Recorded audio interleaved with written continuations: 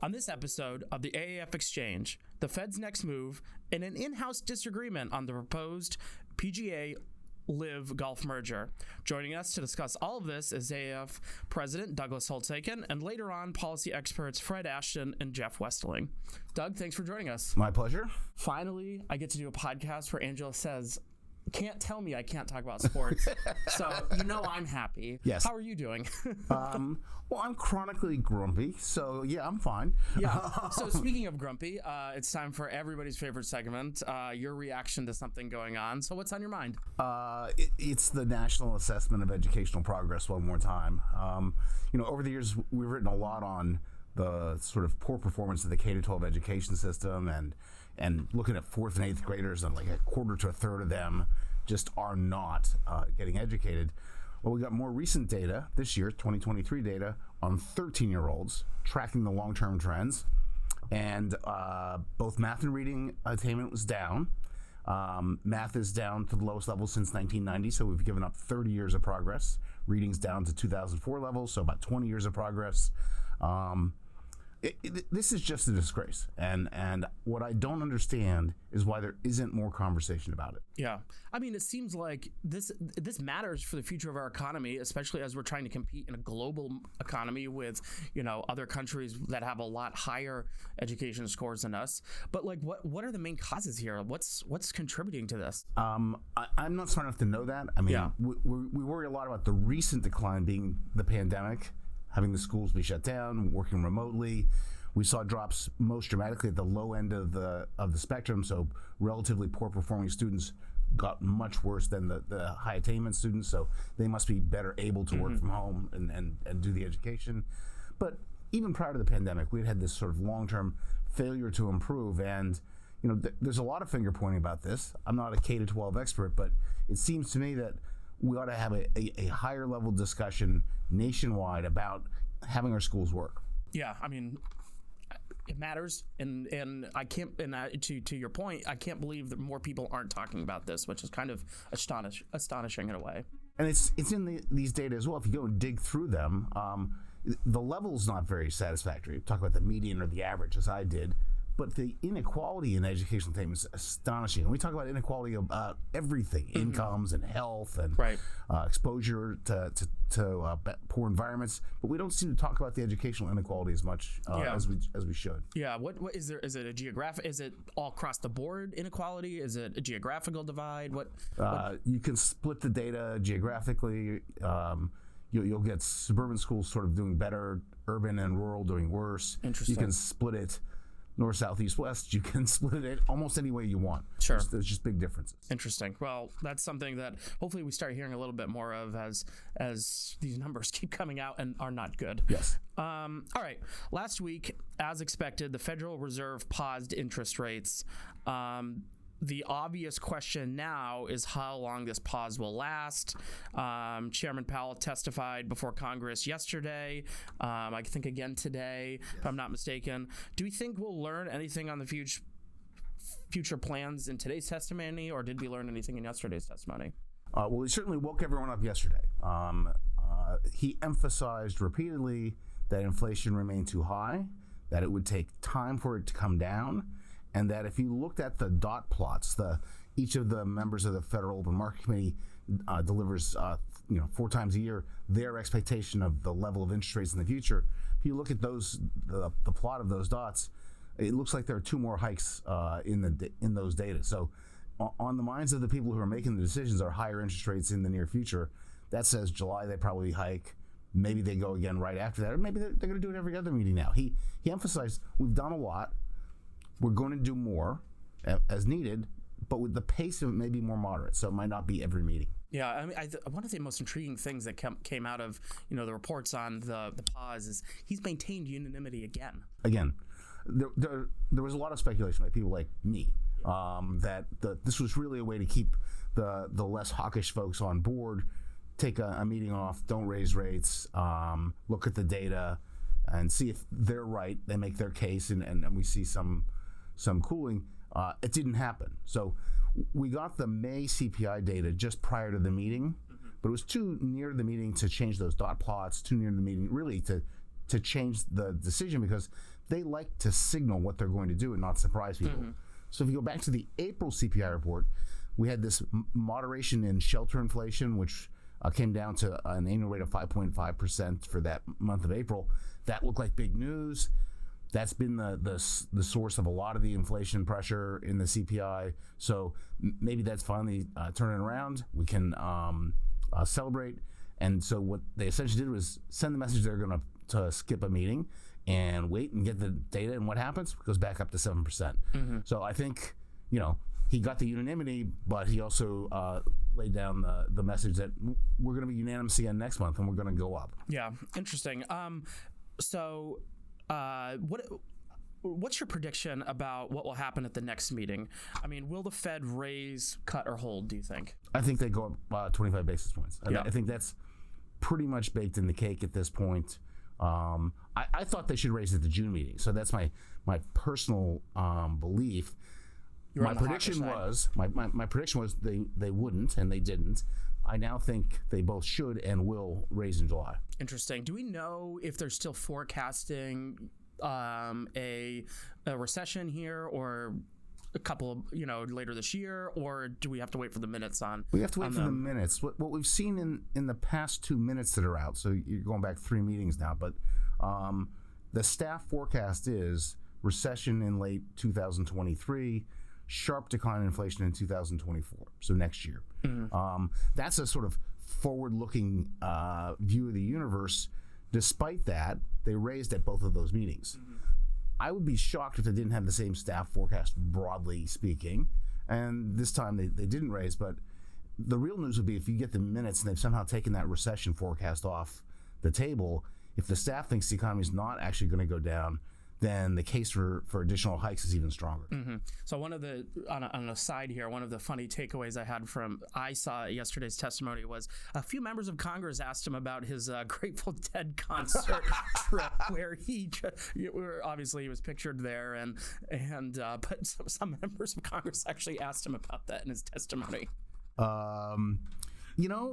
Fed chairs are people too.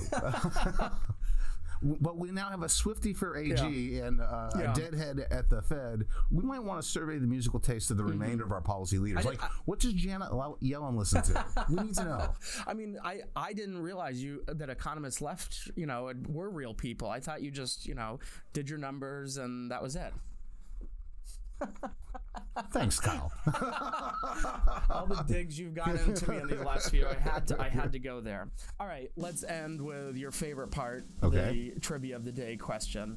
The Biden administration published their 2023 Spring Unified Agenda, and it included high watermarks for both major and significant rules. How many in either category do you know? And I'll give you points for either. Major or significant is what they define them as. I think major rules, they have something like 410 on the table. Yeah, so they have 280 major rules. Oops, and wrong. then 1,326 significant rules is what Dan Goldbeck found in his insight. But it's a lot of rulemaking. I mean, it's just astonishing how much rules are coming out. I mean, you see the tracker, the Week in Regs tracker every week, and it just seems like it just goes up and up. I'm astonished at the level of activity in two ways. Number one, there's just a significant amount of policymaking that's not being seen in the Congress, right? I mean, the administration is just doing it. Number two, they don't seem to understand the economic consequences of these increasingly heavy regulatory burdens. And that always puzzles me. This was true in the Obama administration. When we came out of the Great Recession, it's very, very slow, sluggish recovery. And they again and again pointed to, we didn't get enough fiscal stimulus. We want to spend more. We want to spend more. And they didn't once recognize that they were raising stealth taxes by about $140 billion a year. If we'd raised taxes by $140 billion a year, I think a lot of people would have said, I'm not sure that's a good idea. But that discussion never comes up. So I think we're seeing the same thing now. Yeah. One of the problems for the economy is that if you put a burden like that on, the trend rate of growth goes down. So you're going to grow more slowly on average. And anytime you're growing real slow and you're near zero, something bad can happen. Next thing you have a recession. Yeah. That's a concern. Yeah, interesting. Well, Doug, thanks for joining us for this first half. I'm going to go talk about sports in the second half. So I don't know how jealous you are, but I'm pretty excited. You have to sit in the room with Jeff Westling and Fred Ashton. I'm not jealous at all. Fair enough. Well, thanks again, Doug. Now let's bring in AAF policy expert Fred Ashton and Jeff Westling to hear their differing takes on the proposed LIV PGA merger.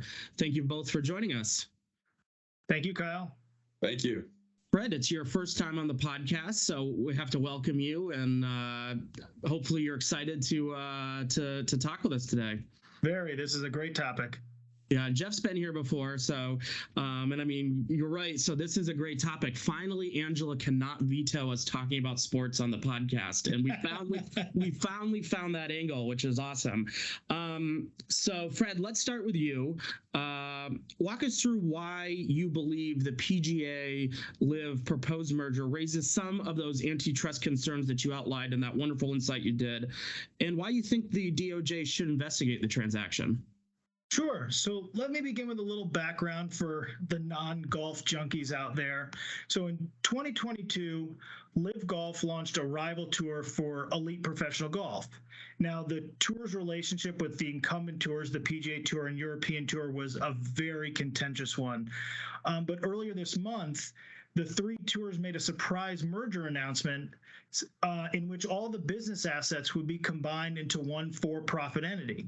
Now, the antitrust concerns arise because this is a merger to monopoly. And Section 7 of the Clayton Act prohibits mergers that may substantially lessen competition or tend to create a monopoly. Now, keep in mind, there are very few details out there about the specifics of the merger, but based on what we know, one business entity will now be operating the three tours. Interesting. So, I mean, yeah, it did really seem like it was a surprising, it really took me by surprise. I mean, I think when the day it happened, you ran over to my office, like, did you see? I'm like, no, see what? I don't know what you're talking about. And I'm like, wait, where did this come from? But yeah, I mean, so, but Jeff, you have a little bit different of a take on all of this. It seems like this is a merger to a monopoly. If this is a merger to a monopoly, as Fred argues, why do you think this? Why don't you think this violates the Clayton Act? Well, first of all, I want to agree with Fred to say that, this is something that the authorities should look at. This is one of those kind of transactions that does raise some competitive concerns. I think if this market is just professional elite golf tours, Fred's got a really good point. You're going from two tours to one, and that's something that would substantially lessen competition. My issue is I don't think that that's actually what the relevant market is. What we're talking about right now is the professional elite golf tours, but they're not just competing with each other. They're competing with a lot of different things to get advertisers, to get viewers, to get that revenue source.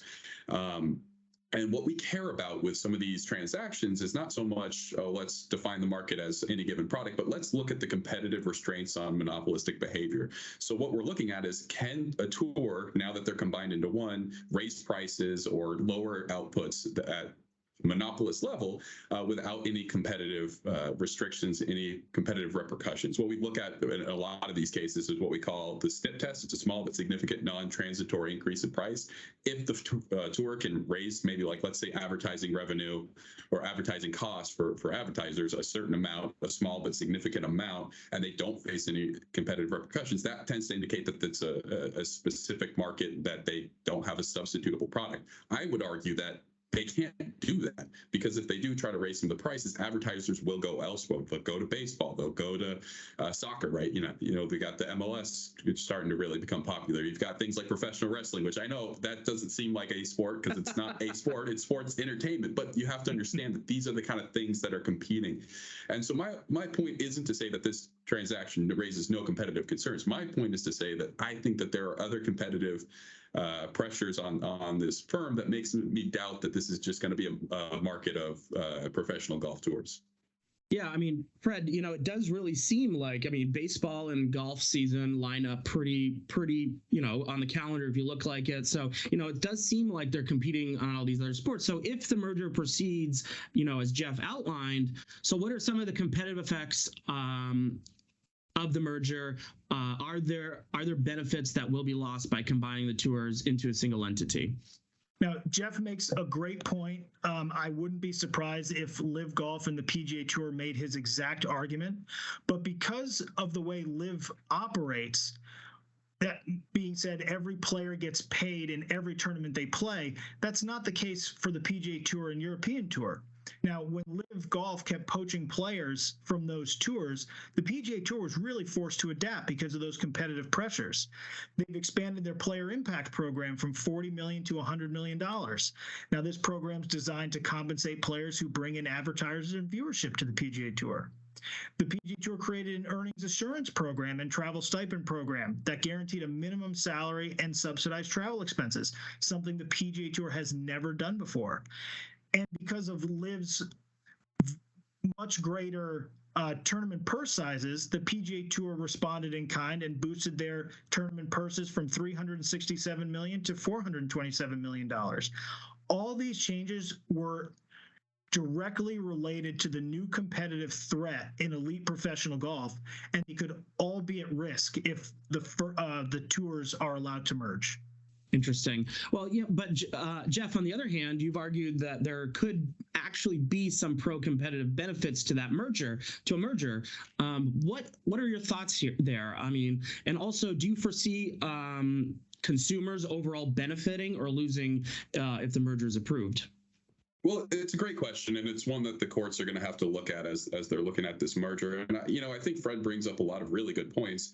But at the end of the day, a lot of the changes that the PGA made, at least from reporting, aren't sustainable, at least for that organization. So by merging, they're able to get more of those resources and can actually sustain some of those changes. Obviously, the tour going into one might affect the golfers in a negative impact, but you also have to remember that, like I said earlier, I think that they're competing with different entertainment options. And by merging, you're able to present a better product for the advertisers, for the consumers. Now the consumer can tune in. Yes, they have less golf tournaments, but every golf tournament that they're tuning into is going to have all the best players. Advertisers, if I wanted to reach an audience that, is going to buy the golf products, or maybe that specific demographic is valuable to me as an advertiser, instead of having to spend on 2 different tournaments, I only have to spend on one now. And that's something that's a competitive benefit for the process as a whole, because not only does that, help the advertisers and consumers, but that also puts competitive pressures on MLB. It puts competitive pressures on, soccer leagues or whatever entertainment options there are. So everybody has to improve their game. So those are the kind of big picture competitive effects that we want to look at when we're looking at these kind of transactions and say, yeah, there are anti-competitive harms here, no question about it. But we want to weigh those anti-competitive harms to the pro-competitive benefits. And I just think that there are a lot of things that come from integration that are beneficial here. Yeah. So, it really does seem like, finally, that you both really agree on the need to thoroughly review this transaction and its impact on the market competition. That said, you guys differ on the merger's anti-competitive harms that would outweigh its pro-competitive benefits.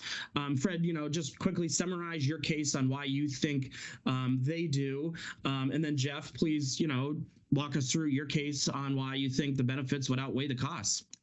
Jeff, all I know is this is going to be a great case for the DOJ to try, but to me, consumers will lose in the end.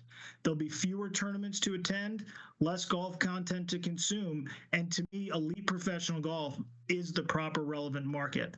All the competition for ticket sales, advertising dollars, and television contracts, it will all evaporate. Well, I feel like I've already kind of laid my case out. I've talked about the advertiser, I talked about the consumers. I just want to end on a little bit more of a happy note and say that me and Fred actually agree a lot here. And we agree that this is a case that the authorities should be looking at closely. We've written a lot about how some of the Biden administration has taken their antitrust enforcement and focused just on size and look not at some of these competitive effects. But these are the exact kind of questions that these regulators should be looking at, rather than just saying, oh, we're going to go after this company because it's big, or this company because they bought another firm. We want the regulators to go in and investigate transactions like this that do raise these competitive harms, and there may be a relevant market of just golf tours, and this would be a merger to monopoly. These are the really good questions, and it's just one of those fun ones, because if it's not the relevant market here, me and Fred can argue about that. We can talk about the economics, we can talk about the competitive effects, and those are the kind of fun questions that we should be having, and not just going to a big as bad style of antitrust law that me and Fred both have railed against for a long time. That's exactly right, Jeff. Exactly right. Well, yeah, you both lay out some great points in this, far more in depth on this than I am, where I'm just, watching the news coverage on it all. And luckily, as the moderator today, I don't have to pick a side between you two on who I think is right. We'll let the courts decide that one. But finally, before let the listeners decide, Kyle. Yes, the listeners are the ones that will decide. Yes, that's even a better point, Jeff.